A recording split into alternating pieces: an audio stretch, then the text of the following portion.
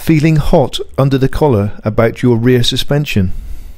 In this video I will explain the reasons why your suspension feels so hard and what actions you can take to soften your ride.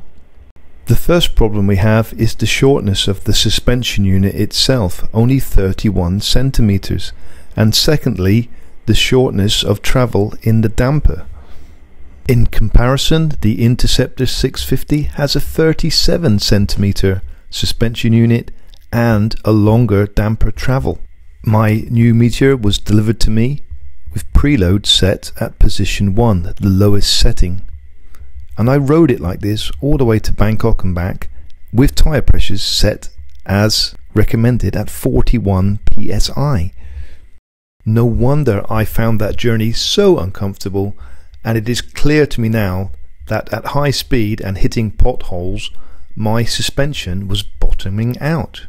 Cruising at low speed, it's lovely, a lovely experience. 60 to 80 kilometers per hour is a lovely experience. 100, a little bit dicey.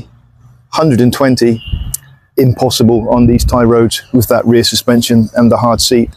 It's too much. You go over a bump, you're nearly flown into orbit. Here we are, setting 1, low speed, a little bit of a bump, bam.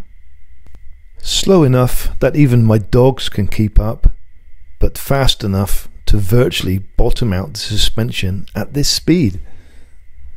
I'm only 80 kilograms in weight, but it's definitely time to adjust the preload, even though the manual says up to 90 kilograms for one notch. So in this video we will try settings 2 and settings 4. So preload setting 2 proving to be much better already, because as I sit on the bike there is less drop in the damper. Every rider is different in weight and in height, and I do feel that budget constraints limited the quality of the suspension on the rear, and therefore we only have preload adjustment only. And coming up is that massive bump in the lane which I'm driving through intentionally. Here we go, bam. And just in case you missed it, here it is in slow motion. So again, pushing that suspension unit to its maximum capability. So that was my test run on setting 2. We're going to try and adjust it to setting 4 now, using the toolkit, which is located here. And we need the Allen key, right?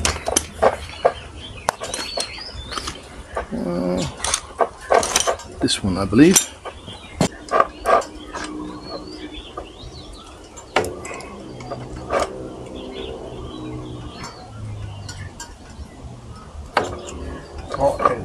Setting 4.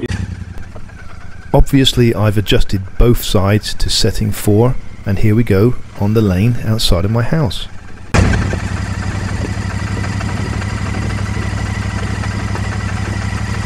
So we're on setting 4 on my bumpy lane near the house, and to be honest, setting 4 on the suspension seems to be the most comfortable for me. More comfortable than setting 1 for sure, which is stock setting, which comes out of the showroom, setting 1.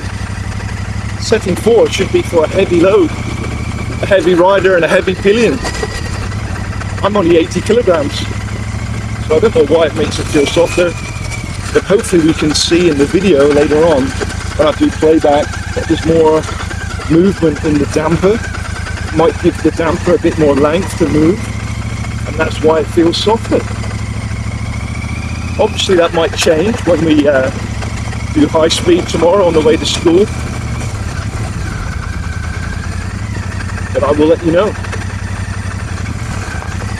So at the moment, setting 4 on the preload seems to be the best setting for a comfortable ride on the Meteor 650, who would believe.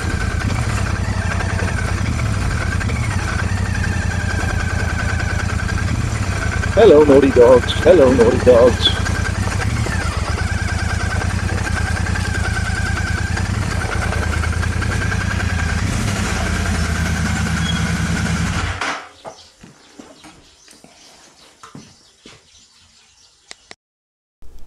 So after a school ride day, I've decided to hit in the middle between 2 and 4.